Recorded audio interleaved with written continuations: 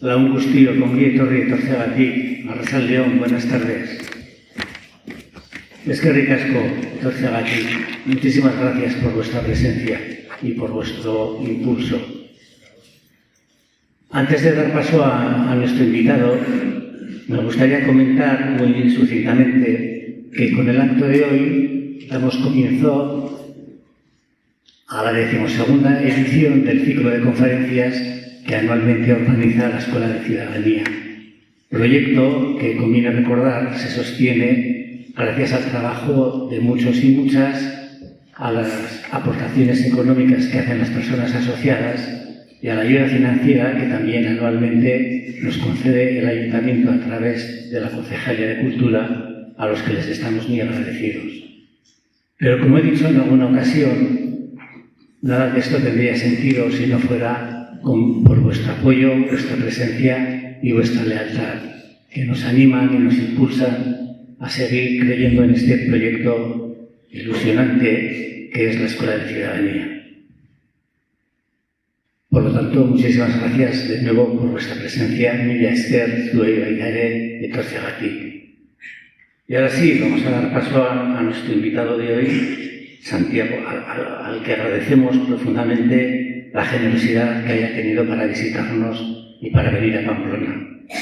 Santiago Albarrico es escritor y además es escritor prolífico. No en vano ha publicado más de 20 títulos.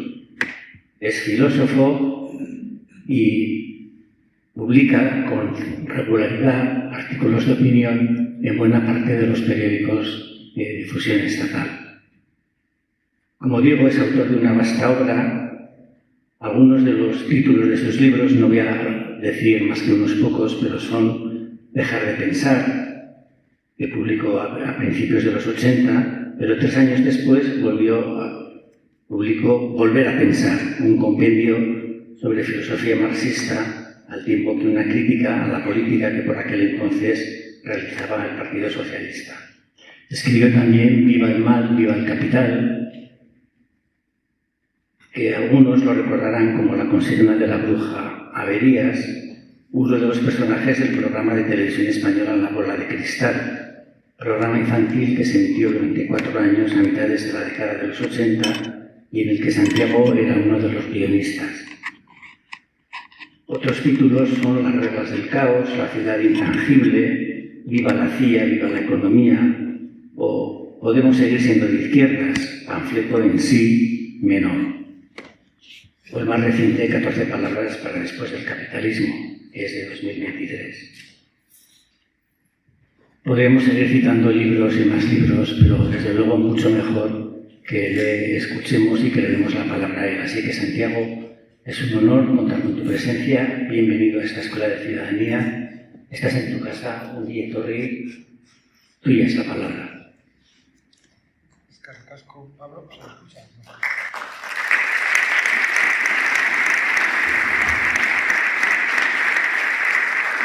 Pues buenas tardes, Caricasco, a Pablo y a todos ustedes por haber venido a esta tarde, a esta sesión primera de la Escuela de Ciudadanía, que no conocía y que desde luego pues, a partir de ahora apoyaré al menos mentalmente desde allí donde esté, porque me parece una de esas iniciativas que en medio de las tinieblas, en medio de la oscuridad, pues proporcionan, si no una luz, una luciérnaga a la que asirse.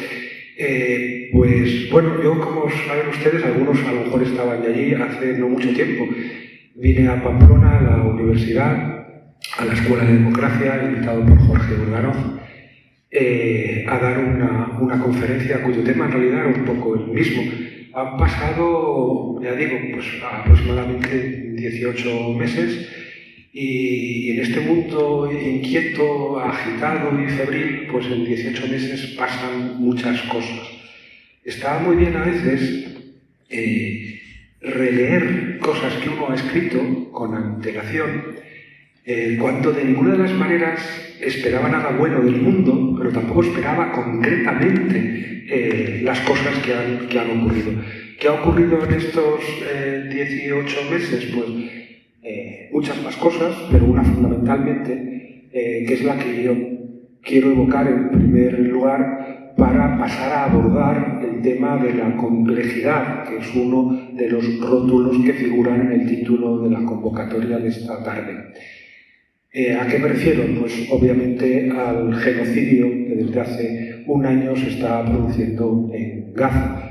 Empezó, como recuerdan, con las matanzas de Hamas el 7 de octubre del año pasado y que han convertido Gaza y ahora también el Líbano en un permanente 7 de octubre cuyas víctimas por millares son, como siempre, desde hace 80 años los palestinos. Creo que es importante citarlo no solamente para conmovernos o indignarnos o exaltarnos, para ponernos en el pellejo de los que están sufriendo desde lugares en los que no sufrimos, para procurar no sentirnos buenos, sino entender el mal. Creo que más allá de exaltarnos y conmovernos, que es inevitable, conviene pensar en las consecuencias que en términos geopolíticos y a efectos de deterioro de la democracia global ya muy resentida tiene lo que está ocurriendo en Gaza. Como sabemos, la mayor parte de la opinión pública internacional está completamente en contra de que Israel viole permanentemente la legalidad internacional para acometer lo que a todas luces, según incluso la Corte Penal Internacional, se podría tratar del primer caso de genocidio del siglo XXI. Pero, como digo, lo importante es que esa opinión pública internacional se ve todos los días obligada a reconocer su impotencia. Luego veremos la relación que hay entre impotencia y cinismo, pero de momento exploremos un poco las consecuencias que tiene la licencia que ha dado Estados Unidos y de manera cómplice, más pasiva que activa, Europa, que sigue además proporcionando armas a Israel, las consecuencias que tiene esa licencia para exterminar que ha dado Estados Unidos y que ha dado la Unión Europea para la propia democracia en nuestros países, en nuestras ciudades europeas. Como saben, un poco antes de que empezara el genocidio en Gaza, 2 años antes, a 1 año y medio antes, la Rusia de Putin, la Rusia imperialista de Putin, invadió Ucrania. Y como todos sabemos, Europa y Estados Unidos han reaccionado de forma diametralmente opuesta en un lugar del mundo y en el otro. En Ucrania se ha solidarizado activamente con las víctimas, que son los ucranianos, víctimas de esa invasión ilegal e imperialista, y en cambio en Palestina se ha alineado del lado de Putin, digamos, de los verdugos, de los victimarios, de aquellos que violan la ley internacional. ¿Qué consecuencias tiene este doble rasero? Pues yo creo que consecuencias fatales. Primero para los ucranianos, desde luego, después para los palestinos y después para todos nosotros, en la medida en que es muy difícil, en un momento en que la democracia flaquea en todos los lugares del planeta, según el último informe de calidad democrática, el 24 se ha deteriorado aún más respecto del 23. De hecho, España ha perdido 2 posiciones. Está en el puesto 24, todavía considerado democracia plena, y ha perdido dos posiciones. Pues en ese momento de deterioro claro de la democracia, ese doble rasero fortalece a todas las dictaduras. Primero, démonos cuenta de lo que significa para eso que se llama el sur global. No vamos a entrar a discutir este término, que a mí me ofrece algunas reservas, pero pero bueno, vamos a llamarlo así, el sur global, lo que significa para el sur global, muchos de cuyos países además han padecido el colonialismo europeo o el neocolonialismo europeo y estadounidense, lo que significa ese doble rasero. Países, muchos de los cuales están ya gobernados por dictadores o están sintiéndose tentados por las dictaduras.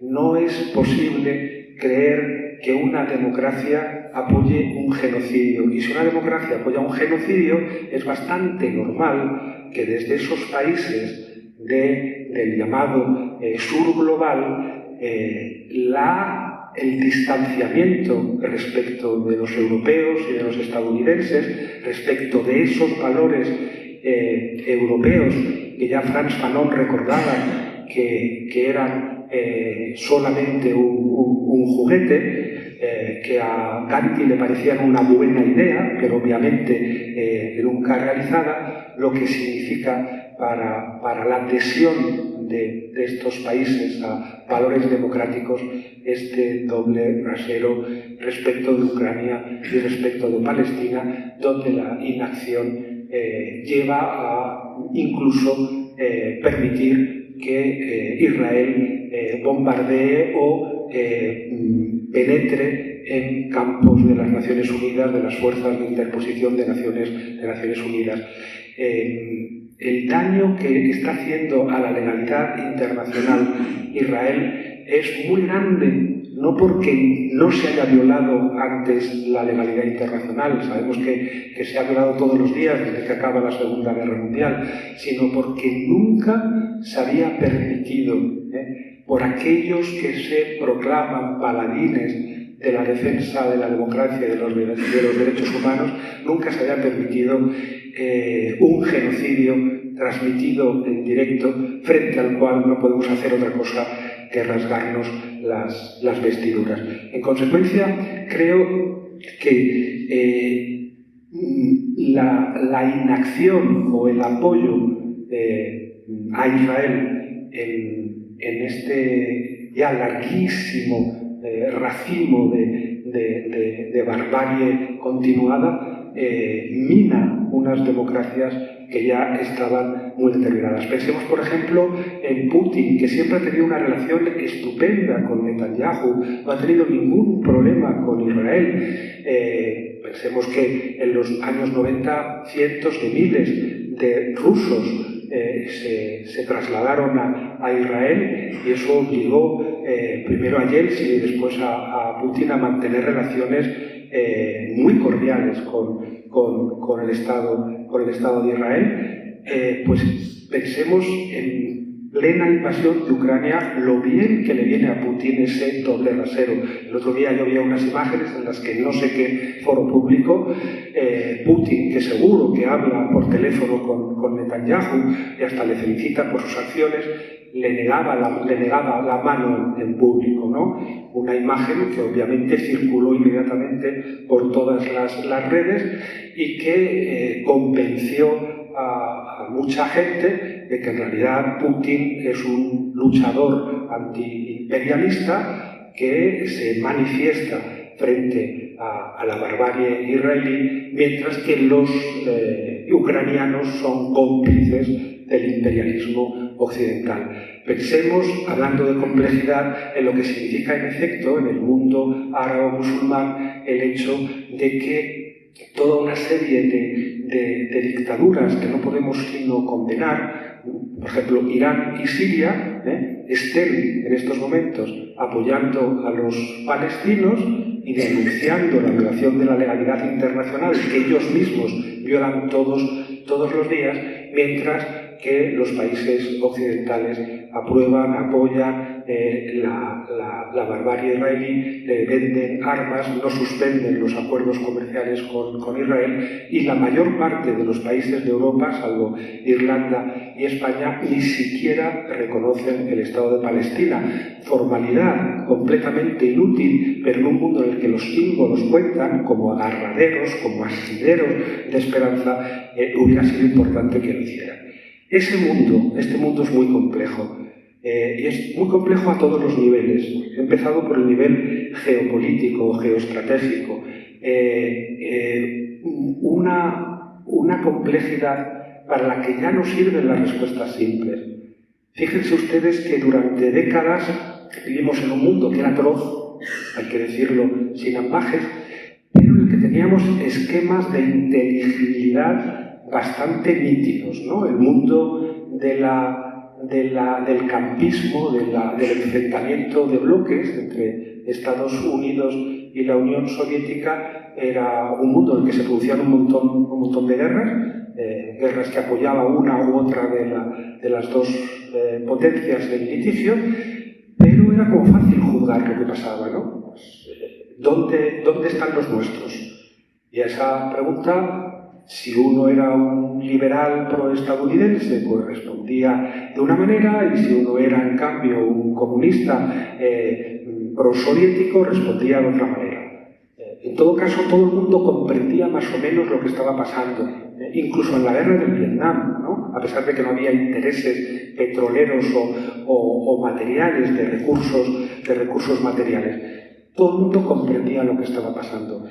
La derrota de la Unión Soviética en 1989-90 lo que hace es franquear el paso a un mundo en el que cada vez es más difícil orientarse. Inicialmente parecía muy fácil, porque si hay dos contrincantes y uno pierde, el otro se apodera del campo de batalla. Digamos que la hegemonía estadounidense durante unos años fue absolutamente incontestable.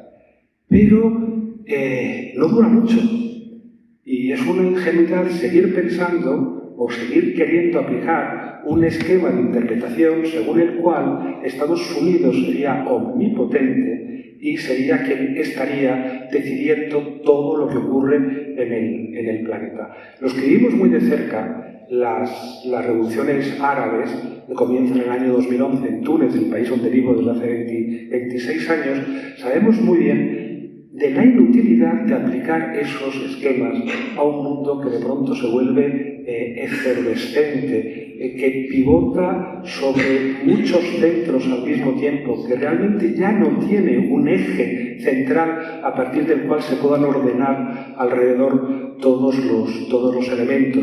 El que pretenda entender lo que pasó en el Medio Oriente, en el norte de África, en esos años, entre el año 11, pongamos, y el 19, que es donde, digamos, terminan esos largos procesos, en Argelia y en Sudán, y también en Túnez, de vuelta, pues el que se acerca a esos procesos sabe que ahí no estaba ocurriendo nada que hubieran decidido los Estados Unidos.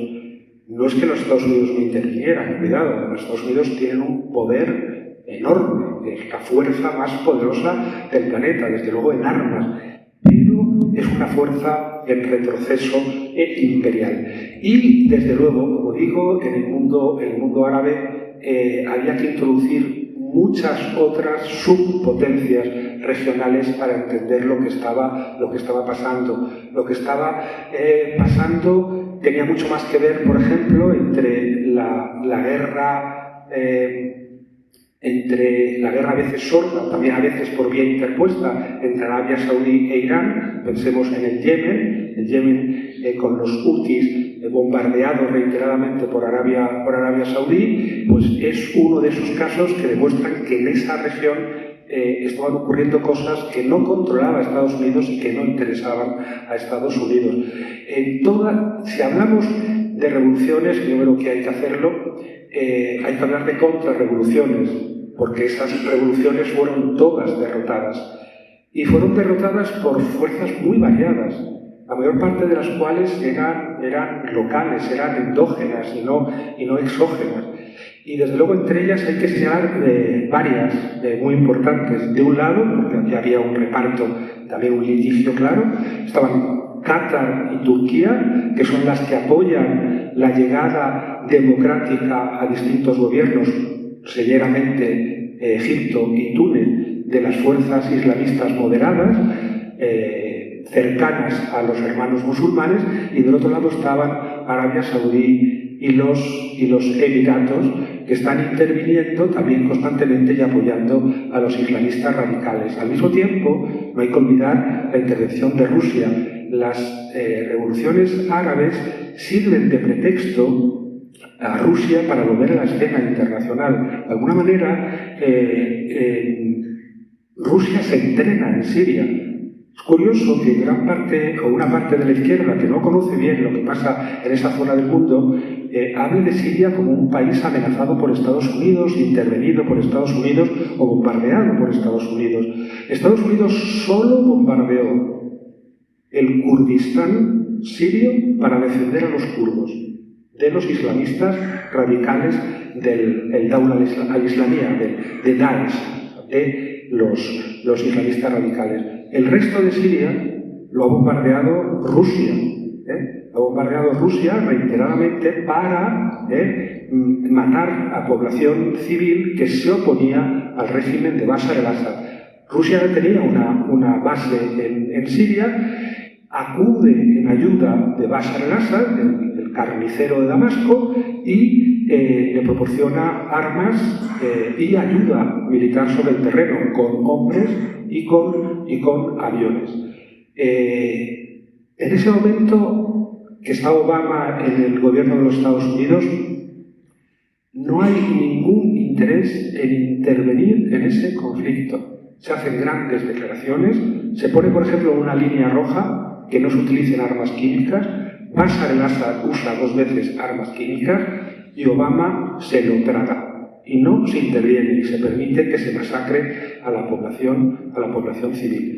Interviene también Irán en Siria, como sabemos. Interviene también Hezbollah, que ahora está siendo bombardeado por Israel. E interviene Israel, porque cada 2 por 3 pues soltaba sus bombitas sobre el territorio, mientras que por debajo trabajaba, como sabemos, para que volvieran las dictaduras al mundo árabe. Porque Israel siempre ha trabajado contra la democracia en el Próximo Oriente. Si pensemos, si no, cuál es el momento en el que Israel empieza a establecer relaciones diplomáticas con muchos de estos países, precisamente después del fracaso o la derrota de las revoluciones democráticas del mundo árabe. Recordemos que antes solo tenían relaciones diplomáticas con Israel, Egipto, desde los famosos acuerdos de Camp David. A partir de la derrota de las revoluciones democráticas en el mundo árabe, Israel consigue que los Emiratos, que Marruecos, que Sudán, que la propia Arabia Saudí estaba a punto, el 7 de octubre, de firmar unos acuerdos con Israel. Las dictaduras árabes nunca han apoyado a la causa palestina. Han hecho mucha retórica y no han podido impedir que sus pueblos se manifestasen contra Israel, pero siempre han abandonado a los palestinos. Y la prueba es esta: en el momento en que se producen las matanzas de Hamas, estaba a punto de cerrar definitivamente esta región del mundo en las tinieblas de las dictaduras que padecen desde hace décadas, con ese breve paréntesis de 5 o 6, en el caso de Túnez, 10 años de las revoluciones árabes. Entonces, es un mundo enormemente complejo que no se puede simplificar. A mí me gustaba muchísimo una frase con la que Pablo Stefanoni, este gran analista argentino, resumía lo que estaba ocurriendo en un tuit muy breve. Decía: la invasión de Ucrania es una guerra de agresión. En Venezuela no hay Estado de Derecho y el resultado oficial no es creíble. En Gaza, Israel está cometiendo una masacre espantosa sobre la población civil. Después, se puede y se debe complejizar. Y yo lo que decía es que hay un cierto sector de la izquierda que hace exactamente lo contrario. Comienza complejizando los principios y simplificando los alineamientos. Los principios son muy claros. Tenemos que estar a favor de la legalidad internacional, a favor de los derechos humanos, a favor de la democracia. Y luego hay que complejizar. Y luego sí, tienes que meter la cabeza en ese avispero y ver que hay millones de contradicciones y de intervenciones concurrentes y enfrentadas.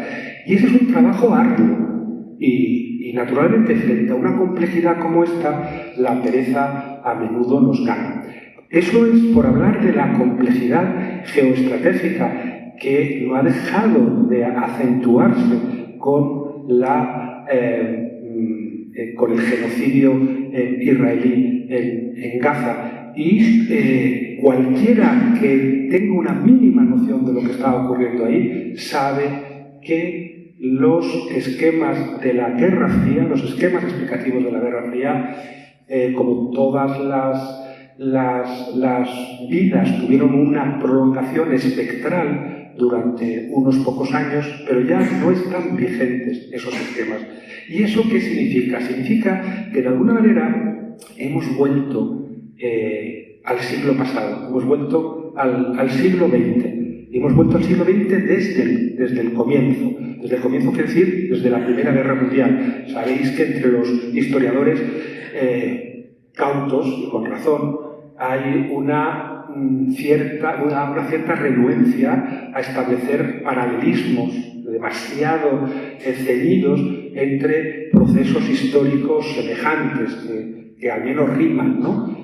Y hay entre ellos también una discusión acerca de si lo que está ocurriendo nos está devolviendo más a la Primera o a la Segunda Guerra Mundial. Evidentemente yo creo que sabemos que los buenos historiadores, no sé, Hobsbawm, pues hablan de una sola guerra civil europea que empieza en 1914 y acaba en 1945 y por lo tanto dura 31 años.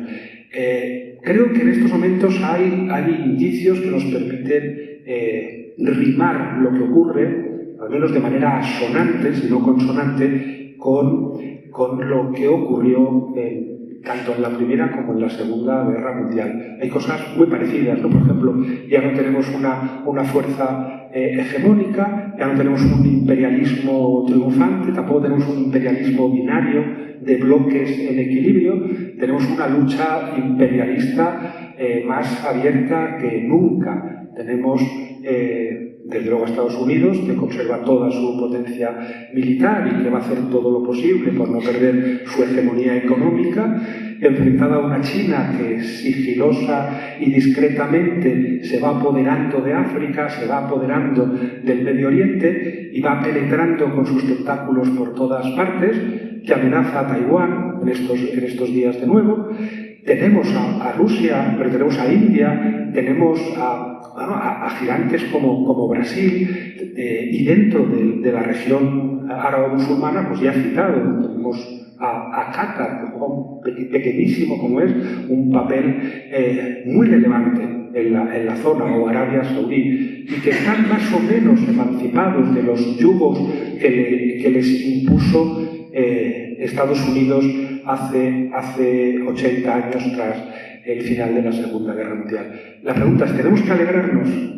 Los que nos hemos pasado toda la vida denunciando las intervenciones imperialistas de Estados Unidos, los que estuvimos en las movilizaciones contra la guerra de Irak en el 2003, los que no hemos dejado de denunciar los crímenes coloniales de Israel en la zona,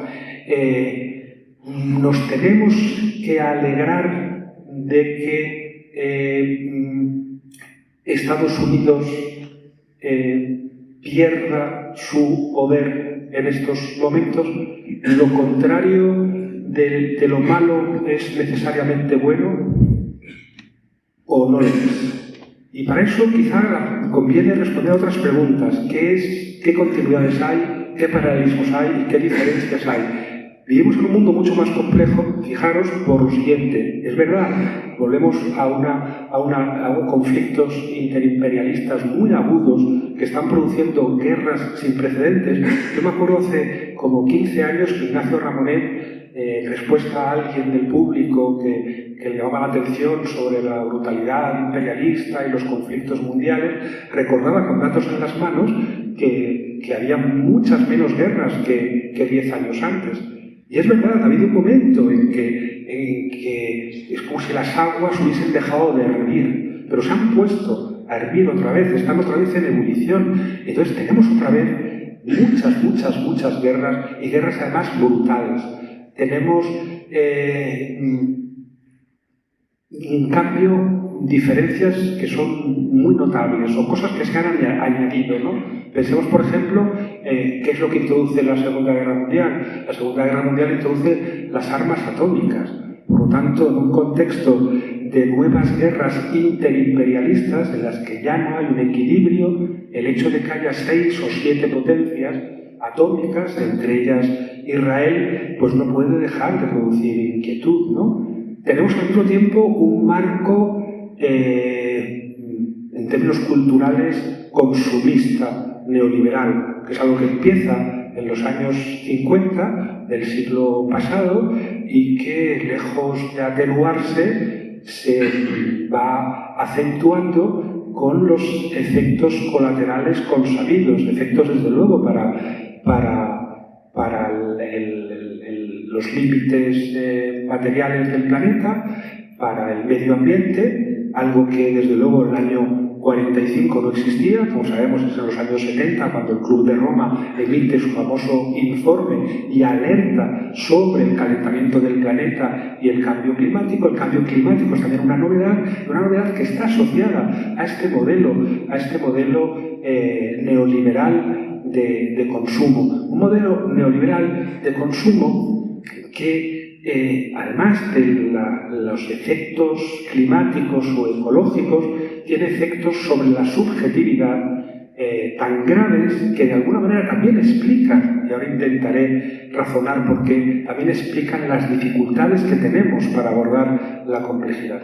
Me refiero a el desplazamiento que se produce en los años 50 del siglo pasado y que desde luego cristaliza ya nítidamente en los años 80, el desplazamiento de la extracción de beneficio económico del terreno de la producción, del capitalismo industrial, o sea, de los cuerpos que trabajan, del desplazamiento, digo, del terreno de la producción al terreno del ocio. Lo que ha ocurrido, y es tremendo, es que el capitalismo, en estas últimas décadas, que ya se había apoderado de los cuerpos, se había apoderado del espacio, también se apodera del tiempo. Se ha apoderado del tiempo. Y se ha apoderado del tiempo a través de eso que llamamos nuevas tecnologías, ¿no? A través, digamos, del mundo digital. Se ha apoderado de los flujos mismos del pensamiento humano. Se ha apoderado del tiempo libre. Un tiempo libre que, no lo olvidéis, para los griegos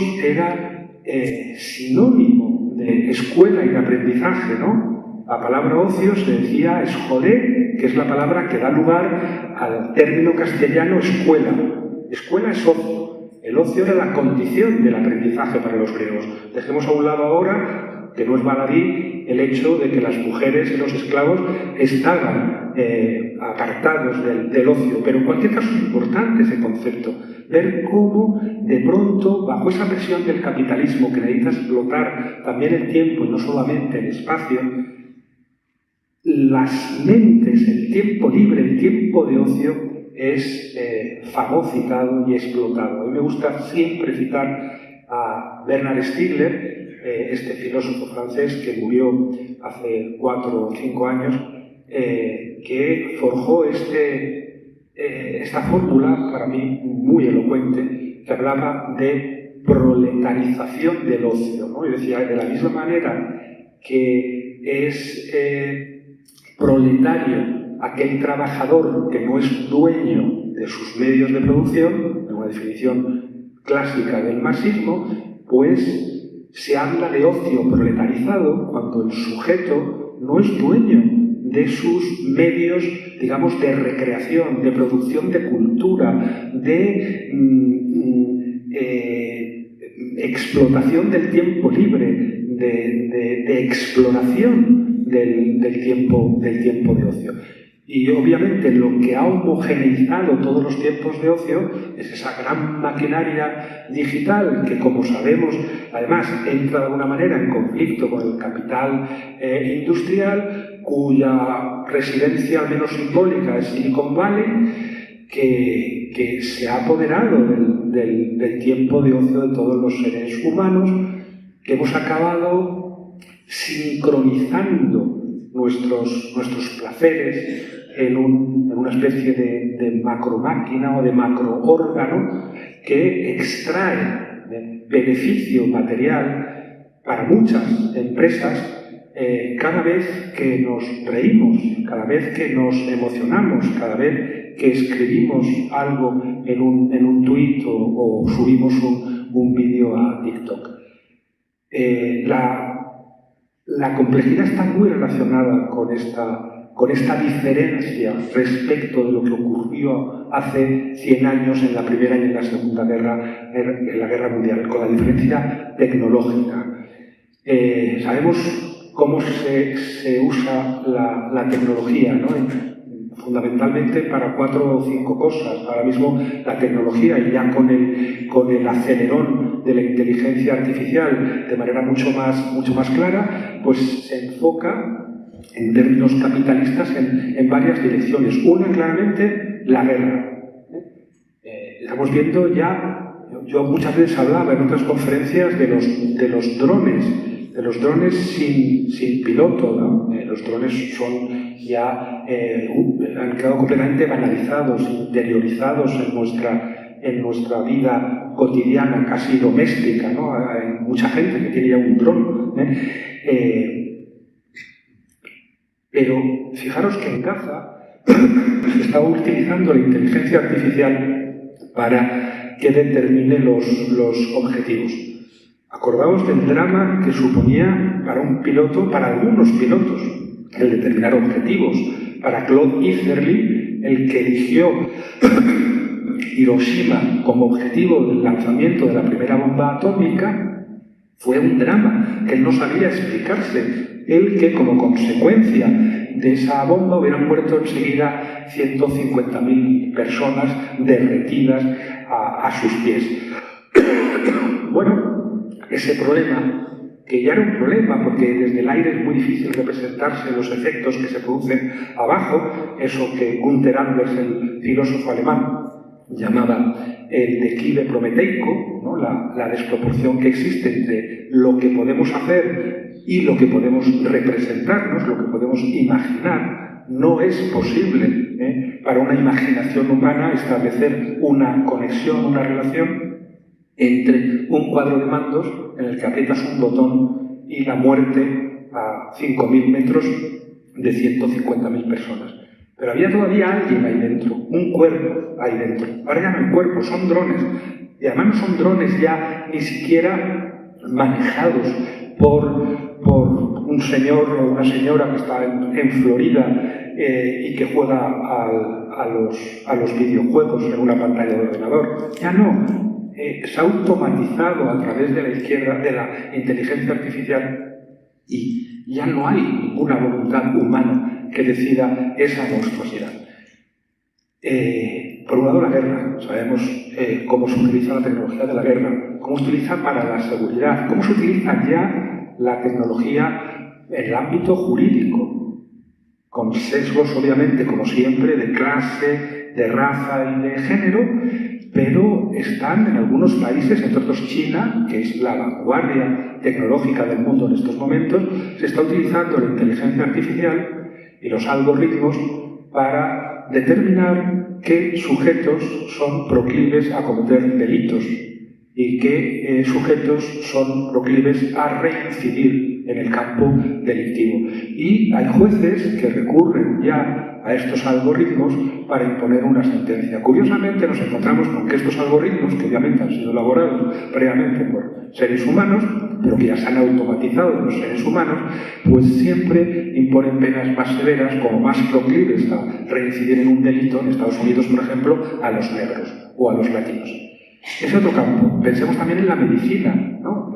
Como la medicina, con los grandes logros que a través de la tecnología se han conseguido, se ha emancipado también un poco de la corporalidad. Ya no hay un médico que te haga un examen. Tu cuerpo ha dejado de ser una unidad para ser un conjunto de órganos separados y desconectados los unos de los otros. Órganos, además, que están ya en una pantalla desde el principio. Y eso, además, recordémoslo también, es un grandísimo negocio. O sea, no es una casualidad que haya una tendencia clara a privatizar la medicina, que es indisociable de todos estos procesos de desatención de los cuerpos a través de la intervención tecnológica. Otro campo es la propia enseñanza, la escuela, ¿no?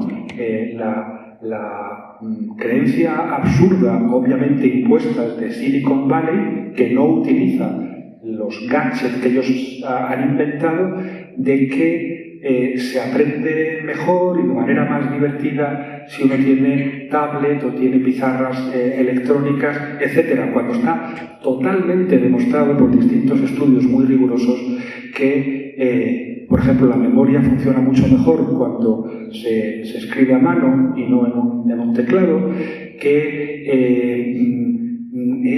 se razona mucho mejor y mucho más despacio cuando se utiliza una pizarra y una tiza, que en definitiva, si uno reconstruye, y eso solo se puede hacer de manera analógica, los gestos de un cuerpo humano, verdaderamente se interiorizan los aprendizajes. Y luego está este último terreno, que para mí es el más inquietante y al mismo tiempo el más reciente, que es el secuestro de todas las subjetividades a través de las redes sociales y de las nuevas tecnologías. Es decir, la explotación del tiempo libre, de los flujos mismos de la conciencia humana. Esto tiene repercusiones terribles, efectos, por ejemplo, de atención. Hay un libro que desde luego vale la pena leer, de Johann Hari, un ensayista escocés, que se llama El valor de la atención, donde se dan miles de datos, pero entre otros da estos datos. Uno, que un niño estadounidense de 8 años solo es capaz de prestar atención de media 65 segundos a un mismo objeto. Pero un adulto estadounidense solo es capaz de prestar atención 3 minutos a un mismo objeto. Imaginemos las consecuencias que esto tiene a la hora sencillamente de analizar el mundo en el que vivimos, pero también las consecuencias que esto tiene a la hora de empatizar con el otro, de ponerte en el pellejo del otro, de reconocer la existencia misma del otro, ¿no? Claro, ¿qué ocurre en las redes?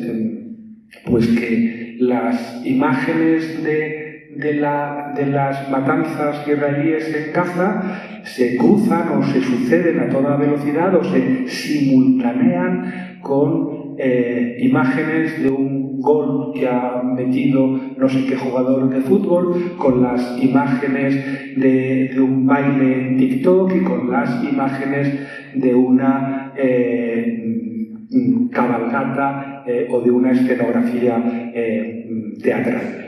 Es imposible que nos importe nada de lo que ocurre si no dura al menos unos minutos delante de nuestros ojos. Y esto ahora mismo es imposible como resultado de este secuestro del tiempo libre por parte de un capitalismo tecnológico. Pensemos además que, según cuenta el propio Johann Hari, cuanto más desciende uno en la escala social, más horas de uso de móvil se hacen, más horas de conexión a Internet se establecen. Lo que nos debería llevar a pensar también hasta qué punto se pueden defender acríticamente estas nuevas tecnologías como liberadoras en sí mismas, ¿no? Yo ahora en la comida les contaba a Pablo y a sus compañeros, que lo he repetido en algunos de mis libros, ¿no? Pues esto, ¿no? ¿Qué son qué es una conexión a Internet? ¿Qué son las nuevas tecnologías? Tienes a pensar siempre en términos clásicos, ¿no? La técnica ha progresado mucho a lo largo de la historia y además siempre ha habido detractores. Cuando se inventa la imprenta, pues hay mucha gente que se opone a la imprenta. Hay gente que se opone incluso a la máquina de escribir. Es decir, que siempre cualquier avance técnico, tecnológico ha encontrado detractores. Pero se pueden establecer equivalencias entre todas estas técnicas o herramientas del pasado y una conexión a Internet. Yo creo que no. La pregunta es esta, ¿no? ¿Qué es una conexión a Internet? ¿Qué es un ordenador conectado a Internet o una tablet conectada a Internet o un móvil conectado a Internet? Me preguntaba yo, ¿una herramienta como un martillo? ¿Es una técnica como lo es la escritura? ¿Es un territorio como lo es Navarra o América? ¿O es un órgano como lo es el riñón? Y cuando pensamos en las dificultades que tenemos para desconectarnos de Internet, tenemos que llegar a la conclusión de que se parece más a un riñón. Uno puede salir por la mañana si no tiene un clavo que colgar, dejando el martillo en la caja de herramientas. Pero uno no puede salir de casa diciendo, hoy voy a salir de casa, voy a hacer la compra sin mi riñón derecho. Eso no se puede hacer. Y la relación que mantenemos con las nuevas tecnologías tiene más que ver con la relación que tenemos con nuestro riñón que con la relación que tenemos con un martillo. Entonces, para poder utilizar bien eso, hay que partir de ahí, esa crítica radical. No somos libres frente a un ordenador conectado a la red, porque nuestra relación es orgánica y por lo tanto lo que habrá que hacer es reprimir esa relación. La única manera de convertirlo en una herramienta, que es una herramienta también, y de ahí la confusión, es reprimir su vertiente orgánica. No parece, desde luego, que el capitalismo esté muy interesado en que reprimamos la vertiente orgánica de las nuevas tecnologías para convertirlas en herramientas. Digo, por tanto, que esta proletarización del ocio a través de las nuevas tecnologías nos hace aún más indefensos frente a la complejidad del mundo. Y cuando el mundo es muy complejo, cuando no podemos asirlo ni con las manos ni con la mente, cuando se nos escapa por todas las costuras, cuando además tenemos que ganarnos la vida en ese mundo complejísimo de tinieblas, hay tres preguntas que más o menos malamente la humanidad se había respondido siempre, ya digo, a veces mal, pero que todos concebíamos que tenían una respuesta, que hoy ya no se pueden formular sin mucho desconcierto y mucha desazón. Las tres preguntas son: ¿quién tiene el poder? Claramente. ¿Qué significan las cosas? ¿Y qué podemos esperar? ¿Qué podemos esperar del futuro? ¿Cuánto tiempo nos queda? ¿No? Ya no sabemos quién tiene el poder. Ya he explicado que geopolíticamente no está claro que el poder o todo el poder lo tenga Estados Unidos. En términos capitalistas, y de momento no hay ninguna fuera, existe un conflicto claro entre el capital financiero, el capital digital, el capital industrial. Tampoco sabemos qué significan las cosas, ¿no? Porque ha habido algo así como una erosión feliz, liberadora de la conexión entre las palabras y las cosas. ¿Qué quiero decir con una erosión feliz de esa conexión entre las palabras y las cosas? Bueno, recordáis todos la frase de Nietzsche, hacia 1900, Dios ha muerto. Naturalmente no fue Nietzsche quien mató a Dios. Si Nietzsche dice esa frase es porque él entiende que era un agudo observador. Tenía otros defectos graves, pero era un agudo observador porque él entiende que realmente Dios ha muerto. ¿Y qué significa Dios ha muerto? Pues significa lo siguiente. Significa no que todo esté permitido como sostenía Dostoyevsky. Recordáis, ¿no? Si Dios no existe, todo está permitido. No. Si Dios no existe, entonces todo puede y todo debe ser nombrado de nuevo. Hay que ponerle de nuevo nombres a las cosas. Hay un famoso diálogo de Platón, que es el Crátilo, ¿no? Donde Hermógenes y Crátilo discuten, mientras Sócrates escucha, sobre si la relación entre las palabras y las cosas es arbitraria, como luego la lingüística siglos después dejaría muy claro, o si hay una identidad entre las palabras y las cosas, es decir, si el nombre de la mariposa es ya una mariposa o se llama mariposa por casualidad. ¿La mariposa puede llamarse de otra manera o necesariamente se tiene que llamar mariposa? Bueno, Hermógenes, frente a Cráciclo, defiende la arbitrariedad de los signos lingüísticos. Sócrates se mantiene ahí un poco aparte, porque lo que le preocupa es la posibilidad de mentir que proporciona el lenguaje.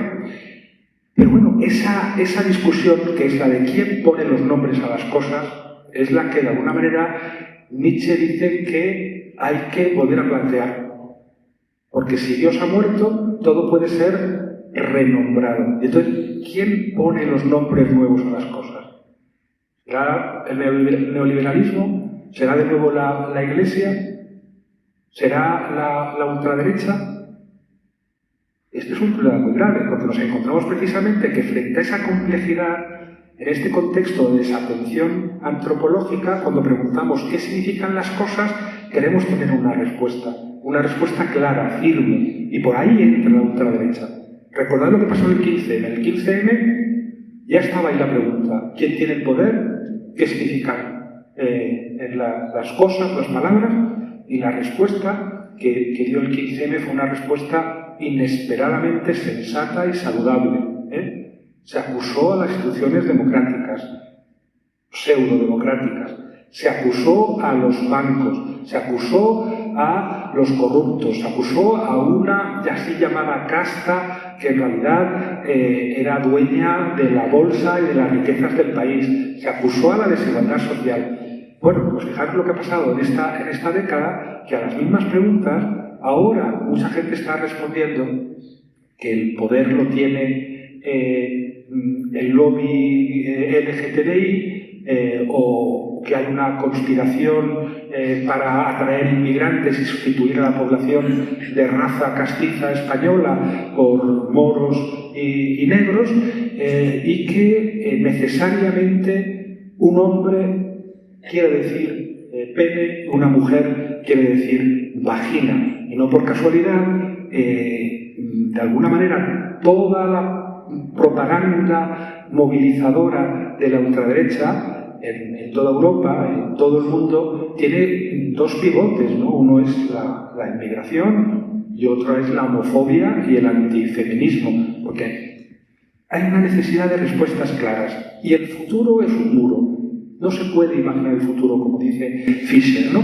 Y entonces hay que volver al pasado, que es más manipulable, que es más controlable, que lo conocemos. Necesitamos que el nominador de esas cosas que han perdido el nombre sea un caudillo, sea una autoridad reconocida, una autoridad tradicional. La ultraderecha está explotando ese desasosiego, que es un desasosiego que tiene un origen feliz, emancipatorio. Pues no, hombre no quiere decir exclusivamente pene, y mujer no quiere decir vagina, y patria no quiere decir imperio, y el pan pues se puede comer con tomate o con mantequilla.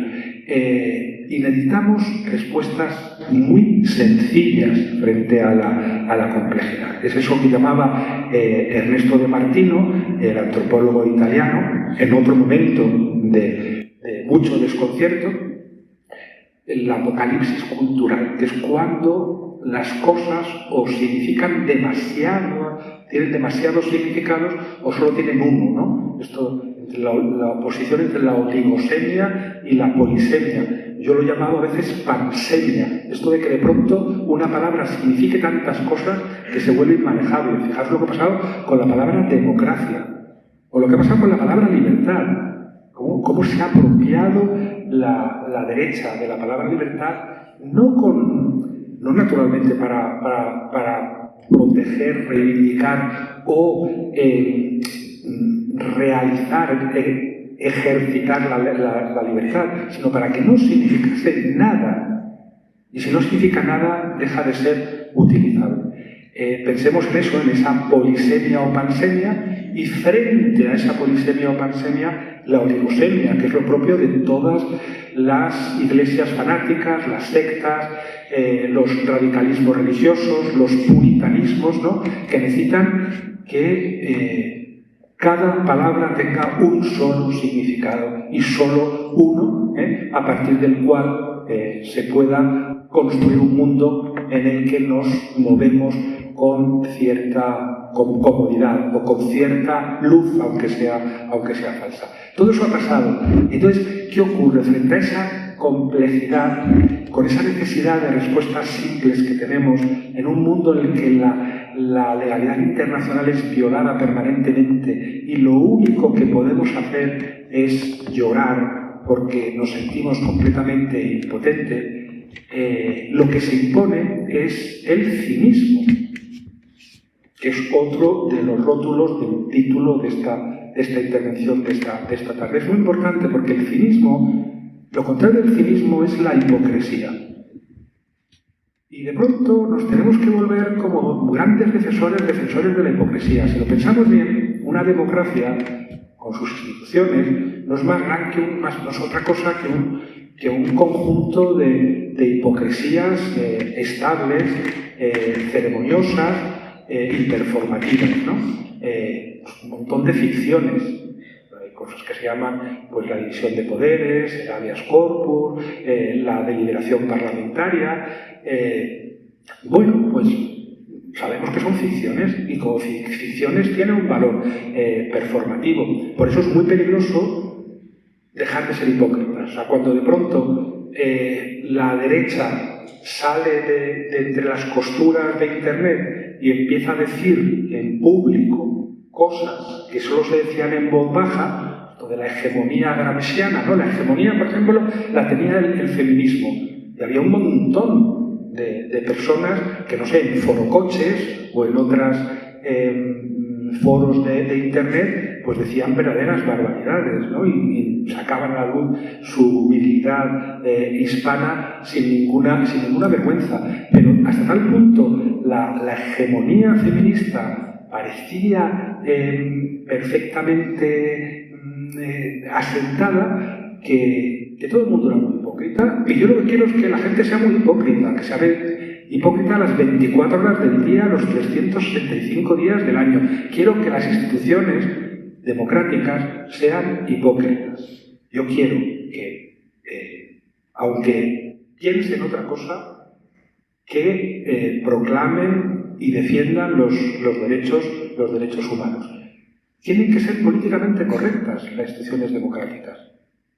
El riesgo, la audacia, el atrevimiento, la ruptura, la innovación, hay que dejarlas para el arte, para la literatura, para la sexualidad, donde todos tenemos derecho a ser libres y a correr los riesgos que queramos. Y es curioso que vivimos en un mundo en el que está pasando lo contrario. Estamos viendo un puritanismo bastante agresivo desde la derecha y desde la izquierda en terrenos que siempre han estado protegidos de alguna manera, como es el arte o la literatura o la poesía o la sexualidad, mientras que las instituciones están dejando de ser hipócritas para volverse cínicas, para decir abiertamente cosas que hasta hace poco nadie se atrevía a oír. El caso de Ayuso es muy evidente, el caso de Trump en Estados Unidos también. Y si lo hacen es porque funciona, si lo hacen es porque están repitiendo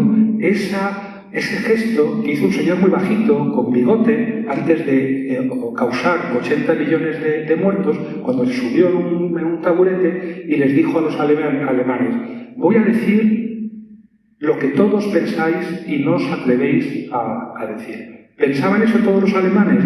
No. En 1933, cuando gana las elecciones Hitler, no lo piensan todos los alemanes. 6 meses después, pues la mayor parte de los alemanes sí lo piensan. Y por eso hay que tener mucho cuidado con lo que se dice en público. Por eso hay que defender la hipocresía.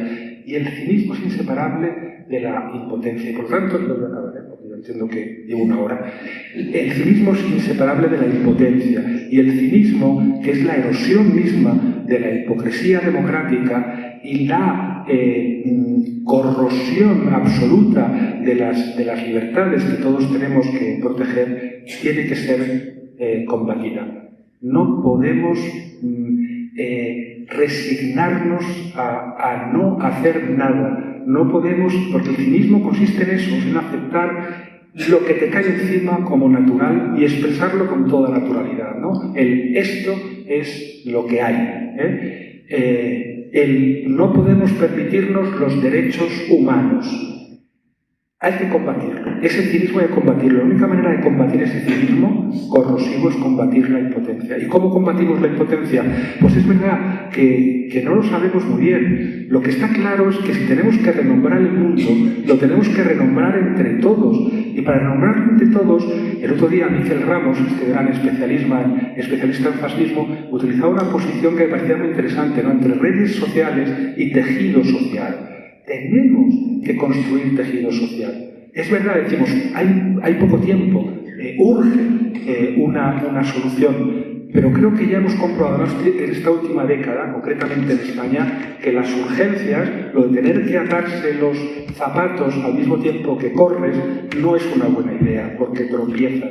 Entonces, es un riesgo que hay que correr, el de ir demasiado despacio, pero habrá que construir tejido social frente a estas famosas redes en las nubes que son fantasías aniquiladoras, no solamente de los cuerpos, sino de las subjetividades. Y creo que ese es el desafío en estos momentos. A mí me gustaría que en esta sala hubiera gente más joven de la que estamos aquí, que todos somos bastante mayores, pañuditos, por no decir ya en edad provecta, y tendremos que hacer lo que podamos, como si fuéramos jóvenes, pero creo que uno de los desafíos es interpelar a los jóvenes y también intentar quebrar esa brecha generacional que convierte a nuestros jóvenes en desconocidos, como somos nosotros para ellos unos desconocidos.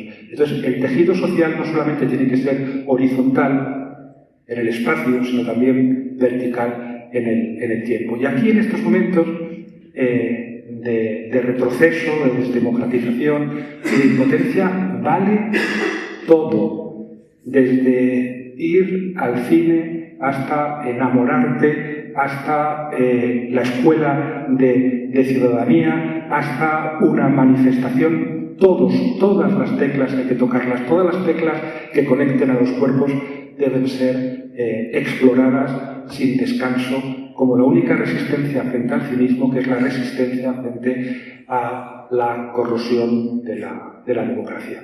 Gracias.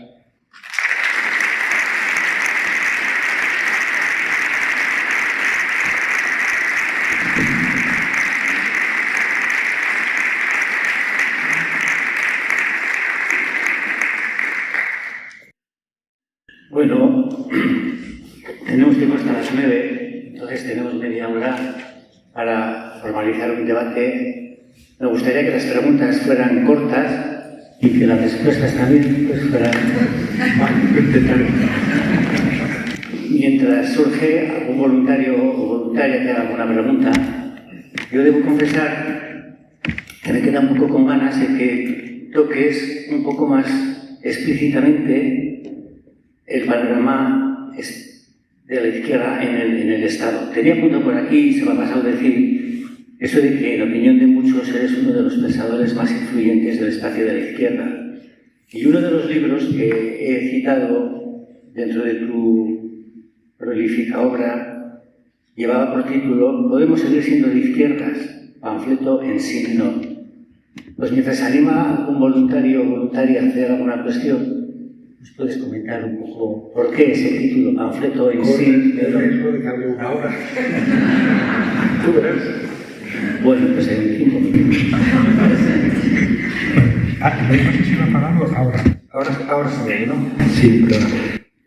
Bueno, a ver, yo es que preferiría no ser de izquierdas. Preferiría no escribir artículos. A mí la política me interesa cada vez menos y me importa cada vez más, Pero claro, ocuparte todo el rato de algo que te importa pero no te interesa, pues proporciona muy pocas satisfacciones. Y desde luego lo que me sorprende y me niego a aceptar es que yo pueda servir de referencia en ningún mundo, ni en este ni en cualquier otro mundo posible, salvo que aceptemos que estamos más perdidos y desconcertados de lo que creemos. En todo caso, has hecho referencia a ese libro, Podemos seguir siendo de izquierdas, y yo ahí en el año 14, o sea, hace 10 años, pues de alguna manera anticipaba sin quererlo lo que ha venido ocurriendo durante la última década. Y tiene que ver con esta defensa que yo he hecho a partir de un cierto momento de frente a los maximalismos utópicos y frente a los males menores de los bienes pequeños. Quiero decir, este es un libro que yo escribí justo al hilo de las revueltas y revoluciones árabes, muy irritado con la posición de cierta izquierda frente a los crímenes de Bashar el-Assad, esta idea de concebir el mundo como si fuera una cuestión de filiación futbolística, ¿no? Como si fuera todo un Barça-Real Madrid y uno es del Barça o uno es del Real Madrid y entonces te da igual lo que ocurre, es una concepción totalmente futbolística, no solo del mundo, sino del sufrimiento humano. Y yo pedía en ese momento que la izquierda se ocupara de lo que llaman Michéa, este anarquista, ensayista anarquista francés, el pequeño pueblo de izquierda. Pues un poco qué es lo que hace Podemos inmediatamente, ¿no? Como recogiendo el espíritu del 15M, decir, no, cuidado, aquí dejémonos de izquierdas y de derechas, aquí lo que tenemos que hacer es un discurso que interpele a las mayorías sociales. Y todo lo que sea cargarnos de razón en un porciúnculo, en una esquinita, en un rinconcito, ¿no? Bien para lamernos las heridas, bien para proclamar grandes verdades que nadie va a escuchar, es inútil. Hay que interpelar a las mayorías sociales. Y interpelar a las mayorías sociales es, de algún modo, hablar el lenguaje de la gente, es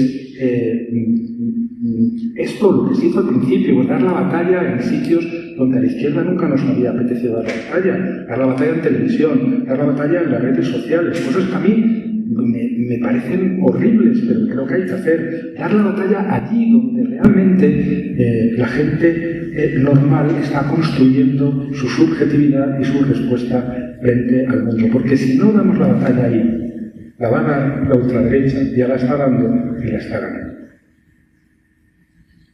No es que todo es muy breve. Bueno, pues entonces, a ver, ¿alguna pregunta por ahí? ¿Alguna cuestión? ¿Alguna reflexión? Pablo, no sé si se oye. Sí. Sí, precisamente yo quería preguntarte, Santiago, precisamente sobre esta última cuestión. Creo que se oye, ¿no? Sí.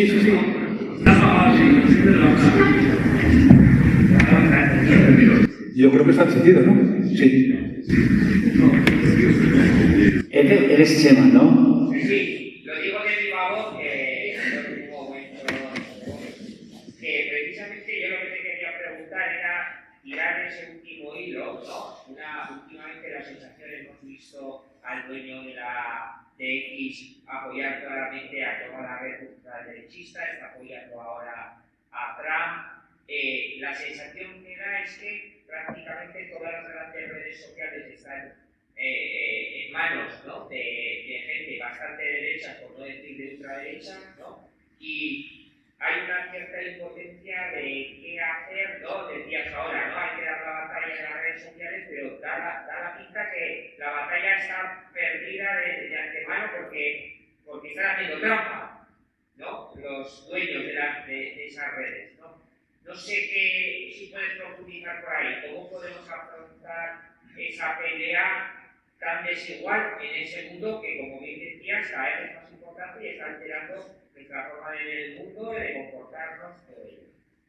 A ver, probablemente tú tendrás más respuestas a esta pregunta que yo, porque es verdad que a veces Nos ocurre que alguien que porque sabe analizar más o menos bien, que no sé si es mi caso del mundo, tiene respuestas concretas para este tipo de cuestiones que a mí me preocupan muchísimo. Yo procuro usar poco las redes, intento reprimirlas para que sean solamente una herramienta. Entiendo perfectamente lo que está ocurriendo, coincido con lo que tú dices. El problema es que están haciendo trampas, el problema es que es difícil dar la batalla ahí porque bueno, en definitiva se ha secuestrado la red, ¿no? Como ocurrió con la acumulación original de capital en el siglo XIX, con los alambramientos de las tierras de los campesinos. Pues eso ha ocurrido con Internet, que desde luego pues nadie puede pretender ya que sea un territorio libre. Hacen trampas y a mí no me apetece dar la batalla ahí. Yo además no sé dar la batalla ahí. Yo solamente sé escribir artículos. Pero sí que hay gente que la da. No sé, pienso, por ejemplo, en gente que no solamente la da, sino que teoriza sobre esto, ¿no? Sam López, que es un grandísimo analista y seguramente lúcida y brillantísima, y luego hay pues digamos usuarios de Internet que dan la batalla todos los días, que es una batalla muy desagradable, como sabemos, porque estos algoritmos privilegian además los sentimientos más bajos, la agresividad y el odio. El odio es recompensado permanentemente en Internet y esos likes y esos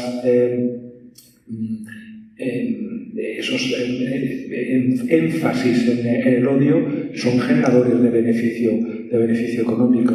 Yo no sé muy bien qué se puede hacer. Hay propuestas como de trasladarse a otras redes, ¿no? Intentar desalambrar las redes y generar espacios donde el debate sea más pausado y al mismo tiempo se llegue a mucha gente. Supongo que ahora de momento, que es un periodo de transición, habrá que hacer las dos cosas, ¿no? Dar la batalla ahí, dentro de la alambrada, e intentar desalambrar. Pero vamos, yo recomendaría que leyerais a personas que han desarrollado estrategias para enfrentar la batalla digital. Yo no tengo mucha idea, la verdad.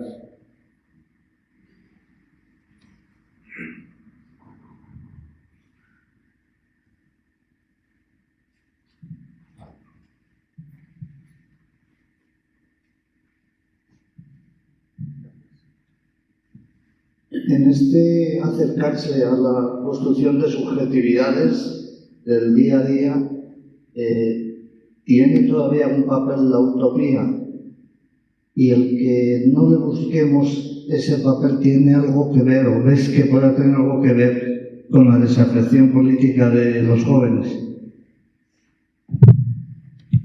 Tema tan difícil, porque es verdad que el término utopía se ha utilizado a menudo tan mal.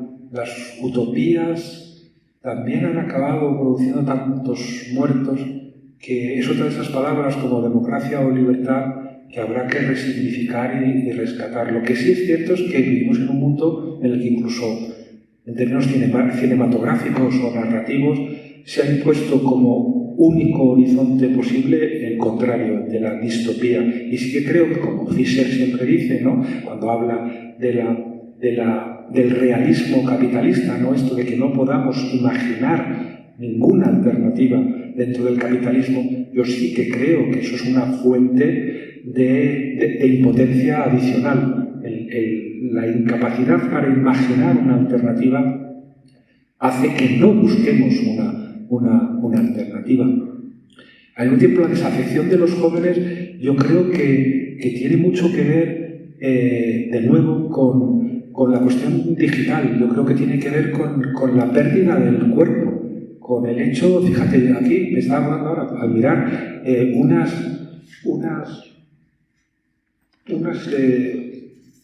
unos datos.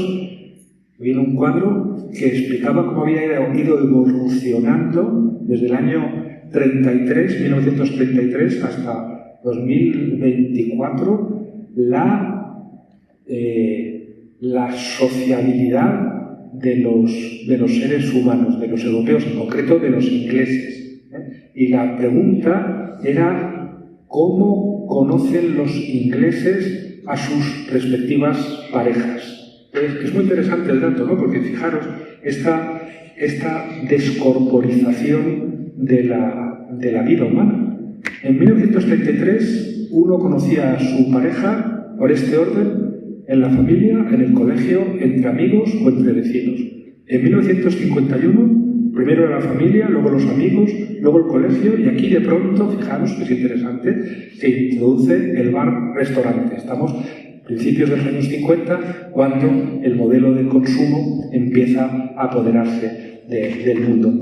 En 1976, primero los amigos, luego la familia, ya pasa al tercer lugar el bar, que es un sitio antropológicamente maravilloso, y el cuarto lugar es entre colegas de trabajo. ¿Qué significa esto?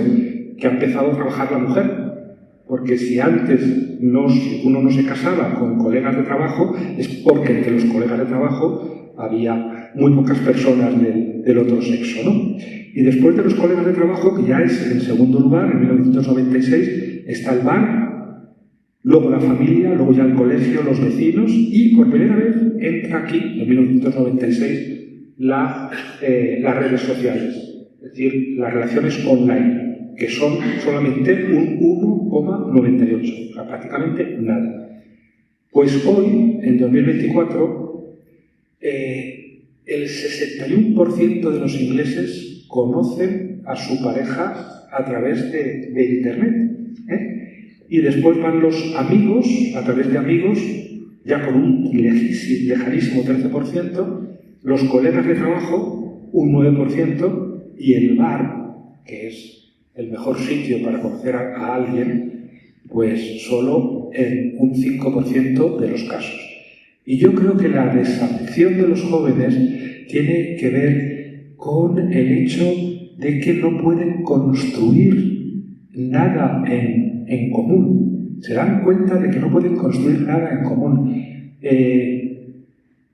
Hace 13 años, los jóvenes hace 13 años tuvieron un 15M. Y ese 15M, que parecía también como proceder del movimiento indignado de las redes, acabó en las plazas y se construyó en las plazas. Fue un movimiento claramente corporal, un movimiento en el que el tejido social era inseparable de la inteligencia de la respuesta.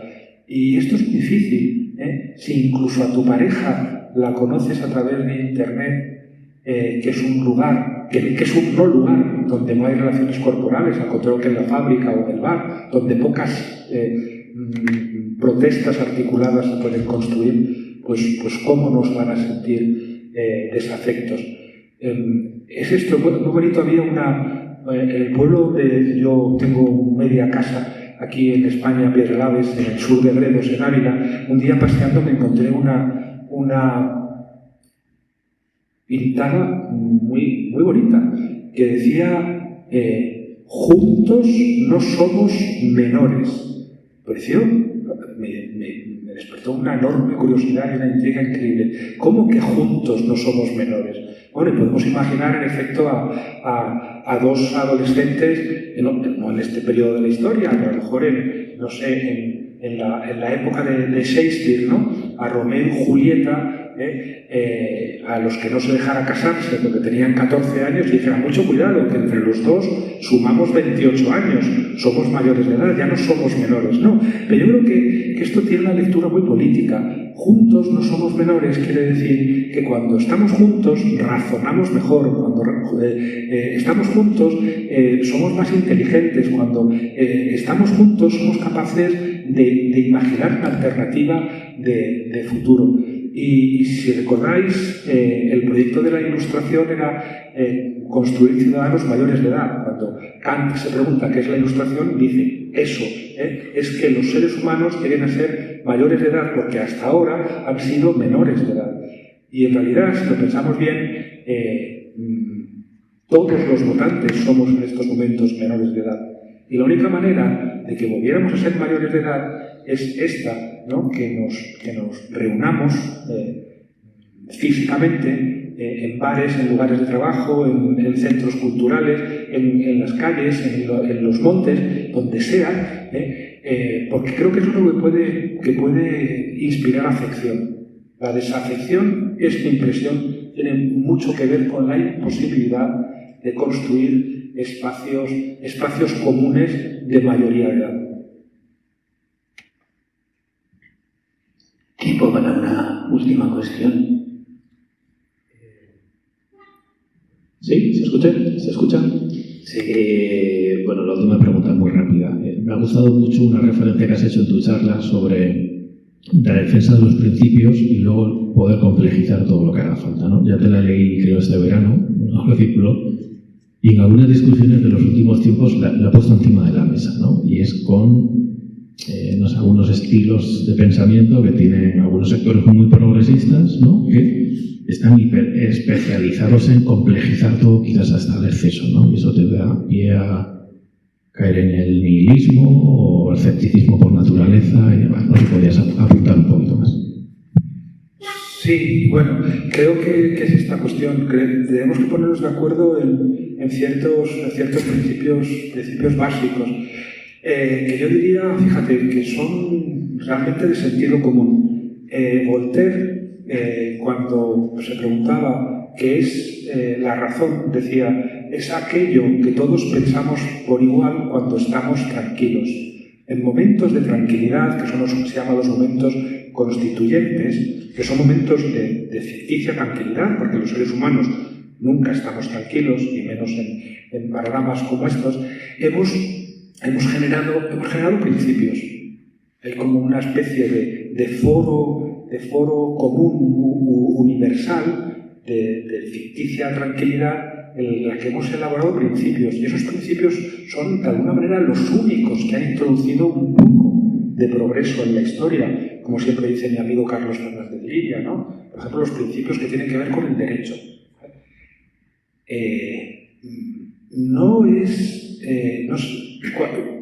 No se puede decir que los derechos los hemos adquirido como siempre, para siempre. Es verdad que puede volver incluso a la esclavitud, pero una vez que nos hemos puesto de acuerdo sobre la invalidez ética, sobre la monstruosidad ética de la esclavitud era ya inhumana en Roma. No se puede contextualizar de alguna manera algo de universal. En el tiempo histórico producimos principios universales, que son esos acuerdos que quedan luego cristalizados en constituciones democráticas, en la Declaración de los Derechos Humanos, en la Declaración de las Naciones Unidas. Los tenemos ya ahí, esos principios ya los tenemos ahí. Eso es justamente lo que no hay que complejizar. Tenemos que ver cómo encajamos y defendemos esos principios en un mundo muy complejo. Claro, si tú llegas a la conclusión de que Bashar al-Assad es un paladín antiimperialista y que por lo tanto los ciudadanos que protestan contra él y a los que está masacrando son peores del imperialismo y el imperialismo es lo peor del mundo y contra él todo está justificado, pues tú acabas, paradójicamente, en nombre de la defensa de antiimperialista, acabas violando todos esos principios. Entonces, hay que partir de principios que han emanado de alguna manera de espacios de tranquilidad, de ficción históricamente fundamentales, que hay que seguir defendiendo y luego estudiar muy bien lo que está ocurriendo en cada rincón del mundo. Como hacía Marx. Marx se murió estudiando la comuna rusa y revisando todo lo que había dicho. O sea, estos marxistas se olvidan de que en realidad lo que es propiamente marxista no es seguir la doctrina de Marx, que tampoco está muy clara cuál era, sino pensar el mundo permanentemente como Marx y no quedarte en decir, no, esos principios son relativizables, porque el mundo es muy complejo. Y finalmente, con la complejidad del mundo, lo que haces es, en lugar de estudiarla, es distribuirla, como el mazdeísmo o el cristianismo en dos bloques, uno que representa el bien y otro que representa al mal. Y sobre texto de que estás defendiendo el bien y sobre texto de que del otro lado está el mal, acabas precisamente violando esos principios. Así que atengámonos a esos principios y luego estudiemos todos los días el mundo, porque es muy complejo y habrá que llegar a muchas componendas y habrá que llegar a muchos acuerdos para avanzar milímetros, pero cada vez que renunciamos a un principio estamos renunciando a los progresos milimétricos que ha hecho la humanidad en los últimos siglos. Bueno, pues un aviso y dos agradecimientos. El aviso tiene que ver con la actividad que desarrollaremos el mes que viene. El 19 de noviembre, Elena Aisa, que es la presidenta de la Asociación Besarcada, dará una conferencia con el título Rompiendo el silencio, hablemos del suicidio. Próximo 19 de noviembre a las 7:30. Quedaremos en la sala 13, donde estaremos un poco más recogidos. Y los agradecimientos, no sé cuál es el primero. A Santiago por su generosidad, por habernos brindado esta conferencia, y a todos vosotros por el apoyo tan incondicional que prestáis a la Escuela de Ciudadanía con vuestra presencia y vuestra asistencia. Pues nada más, nos vemos el mes que viene y que tengáis unas